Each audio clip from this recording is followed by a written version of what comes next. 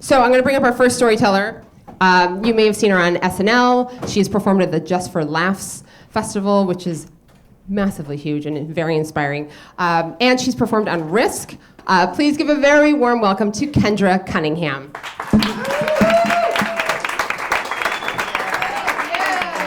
I'm originally from Boston, and thanks, fellow massholes. I've been in New York for over 10 years, long time, right? And I come from a typical Irish Catholic, codependent family. So I wish I could say that I miss them, but they don't really give me the opportunity to, because they call me like 15 times a day. The other day, my mother tried to send me a selfie, and I got a 10-second video of her chewing gum. So that's the type of people that I come from. I left there, over 10 years ago, because all my friends started getting married, everyone. And the guy I was with was like, hey, whenever you want to get married, just say the word. And I had no idea what the word was. But I was petrified I might say it by accident. So I got the hell out of there. I just feel like I was always, coming from a codependent family, I always dreamed of being like an independent woman. You know what I mean? I wanted to be self-sufficient and not really and depend on people like that. And I've softened since then. And I feel like I've changed my opinion quite a bit. I don't want to work. I appreciate all the hard work people have done to give me the opportunities that are available to me today, but I don't want them.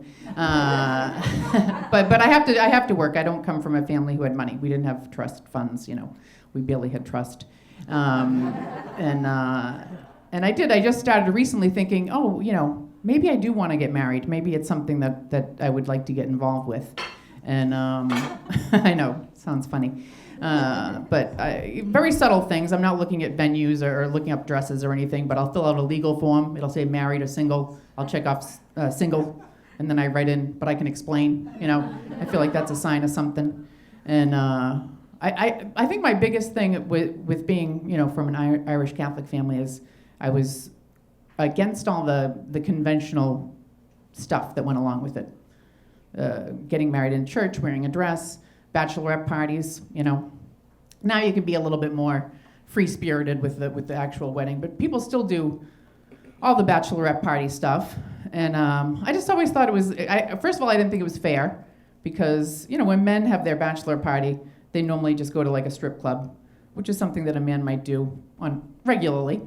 It's not like uncommon, and they're not in the strip club identifying themselves as the bachelor with like a water gun shaped like a vagina, shooting tequila into each other's mouths with a king hat on. You know what I mean? Like, they're not doing anything like that. Whereas the girls are expected to go out with drink out of ball bag mugs and penis straws and all that stuff. That's how we're expected to behave. And I just didn't think it was fair. Anyway, that's I'm going to be the front runner of that movement. But the thing is as someone who's never been married, when I get invited to a bachelorette party, I have to go. Because if I don't go, they think I'm jealous. And I'd rather spend $350 doing something I don't want to do than have someone think I want what they have. You know what I mean? I feel like that's money well spent. But I did, the last bachelorette party I went to was here in New York.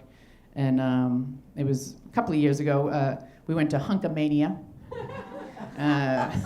Yeah, check it out. No, but I was actually excited. I said, listen, I'm not doing any of the fake dick stuff. And they were like, that's fine, because there's going to be some real meat for astronomical cover charge. Anyway, I said, in my head, for whatever reason, I had this thought. I said, you know what?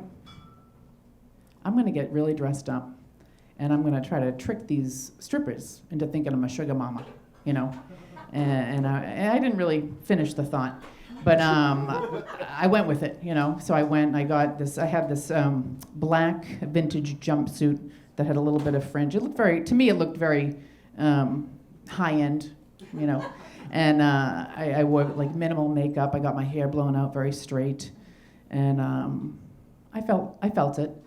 And I went to meet my friends at the strip club, Hunkamania, on the corner of like 47th and 8th Ave. And I remember walking there kind of, getting into character.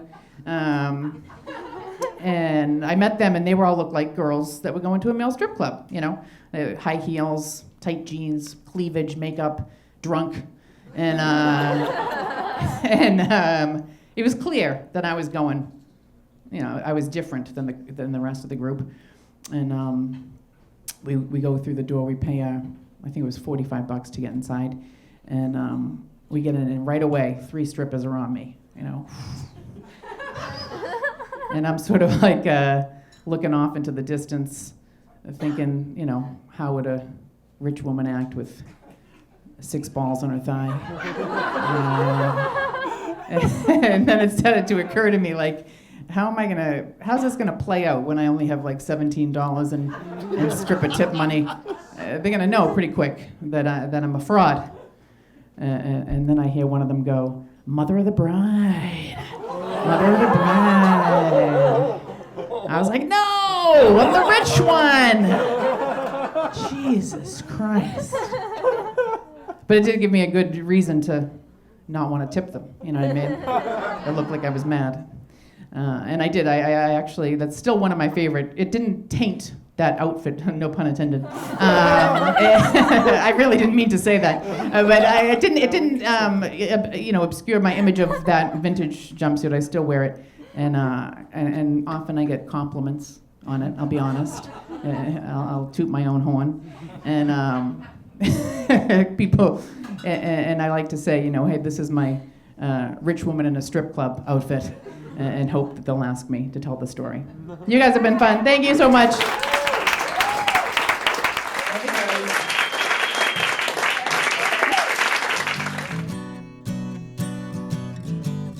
Yum's the word